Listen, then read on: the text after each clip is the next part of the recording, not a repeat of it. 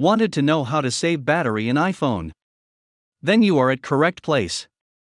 I will tell you most accurate steps how to save battery in iPhone. Let's get started.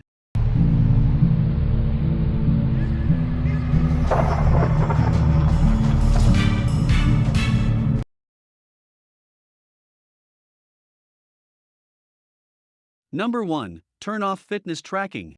We find this in Settings menu, then select Privacy. Click on Motion and Fitness. Then turn off. Number 2. Don't send diagnostic data to Apple or developers' privacy analytics. We find this option in Setting menu, locate to Analytics and Improvements and turn off. Number 3. Disable unneeded vibrations.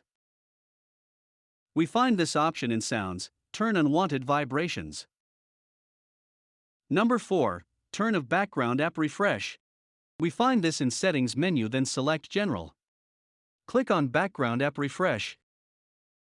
Then turn off. Number 5. Auto brightness. We find this option in Setting menu, then select Display and Brightness and turn on. This saves battery from draining more for display. Number 6. Motion and animation.